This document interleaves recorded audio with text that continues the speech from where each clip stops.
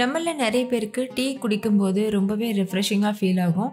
அதனால் ஒரு நாளைக்கு 2-3 டீ கூட குடிச்சிருவோம். அந்தளவுக்கு இது ஒரு ஃபேவரட்டான ரெசிபி நிறைய பேத்துக்கு. ஆனால் எல்லாருமே பொதுவாக வீட்டில் டீ போடுவோம். சில மிஸ்டேக்ஸ் வர்றதுக்கு சான்சஸ் இருக்குது.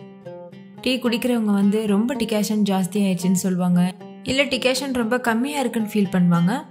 அந்த மாதிரிலாம் இல்லாமல் பெர்ஃபெக்டான ஸ்ட்ராங்கில் பெர்ஃபெக்டான டேஸ்ட்டில் டீ எப்படி செய்கிறதுன்னு தான் பார்க்க போகிறோம். நான் சொல்லியிருக்க குவான்டிட்டியில் அப்படியே செஞ்சு பாருங்கள். நீங்களும் பெர்ஃபெக்டாக நம்ம கடைகளெல்லாம் டீ குடிப்போம்ல அந்த மாதிரி டேஸ்ட்டில் சூப்பராக டீ செய்ய முடியும். ஓகே, டைம் வேஸ்ட் பண்ணாமல் வீடியோக்குள்ளே போயிடலாம். ஹாய் ஃப்ரெண்ட்ஸ், என் பேர் Abhi. Welcome to Indian recipes Tamil. வீடியோக்குள்ளே போகிறதுக்கு முன்னாடி நம்ம சேனல் இந்தியன் ரெசிபீஸ் தமிழை சப்ஸ்கிரைப் பண்ணிக்கோங்க. கூடவே இருக்க பெல் சிம்பலையும் கிளிக் பண்ணிக்கோங்க.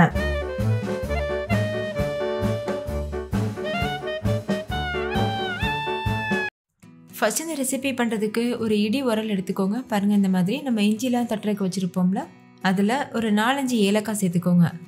சேர்த்துட்டு நல்லா இந்த மாதிரி நசுக்கிக்கோங்க. நான் இன்றைக்கி இஞ்சி டீ தான் ப்ரிப்பேர் பண்ண போகிறேன். இஞ்சி டீயில் கொஞ்சமாக ஏலக்காய் சேர்த்தோன்னா ரொம்ப ஃப்ளேவரோட சூப்பராக இருக்கும். அதனால் 4-5 ஏலக்காய் சேர்த்துருக்கேன்.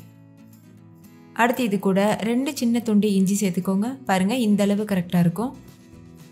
உங்களுக்கு இஞ்சியோட ஃப்ளேவர் ஏலக்காவோட ஃப்ளேவர் இந்த அளவுக்கு வேணான்னு நினச்சிங்கன்னா நீங்கள் இதில் அப்படியே பாதி அளவுக்கு சேர்த்துக்கலாம்.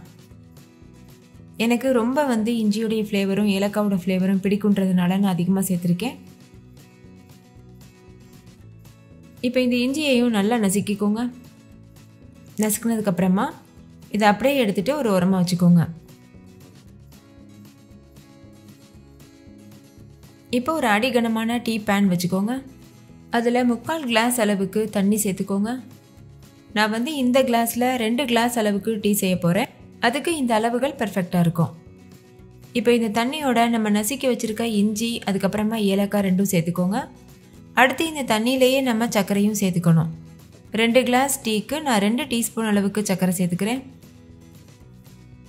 நீங்கள் சர்க்கரையோட அளவு அதிகமாகவோ குறைவாகவோ சேர்த்துக்கலாம், உங்களோட ஸ்வீட்னஸ்க்கு தகுந்த மாதிரி. அடுத்து இது கூட 1/2 டீஸ்பூன் அளவுக்கு டீ தூள் சேர்த்துக்கோங்க. தண்ணி நல்லா கொதிக்க ஆரம்பிச்சிருச்சு. கொதிக்க ஆரம்பிச்சதுக்கப்புறமா தான் டீ தூள் சேர்க்கணும். டீ தூள் சேர்த்துட்டு ஒரு 2 நிமிஷத்துக்கு நல்லா கொதிக்க வச்சுக்கோங்க. இந்த மாதிரி கலந்து விட்டுக்கோங்க. நம்ம 3/4 கிளாஸ் அளவுக்கு தண்ணி சேர்த்தோம்ல, இது நல்லா கொதிச்சுட்டு 1/4 கிளாஸ் அளவுக்கு தண்ணி மாதிரி வற்றி வர வரைக்கும் நம்ம வெயிட் பண்ணணும். இப்போ பாருங்கள், நல்லா வத்திடுச்சு.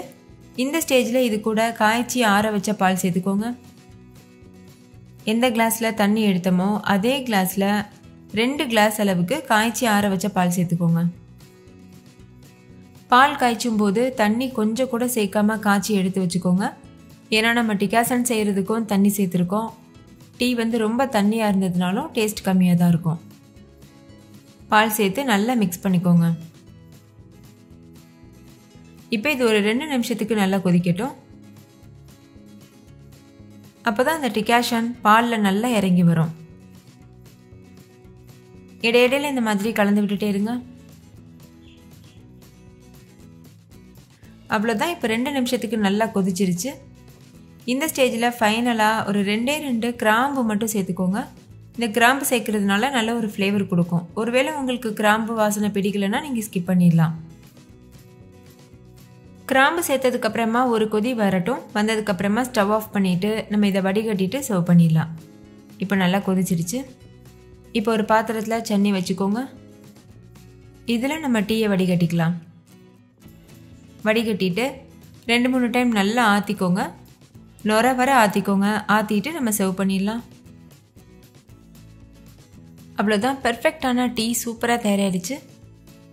நீங்களும் இதே குவான்டிட்டியில் நான் சொல்லியிருக்க அளவுகள் மாறாமல் அப்படியே செஞ்சு பாருங்கள்.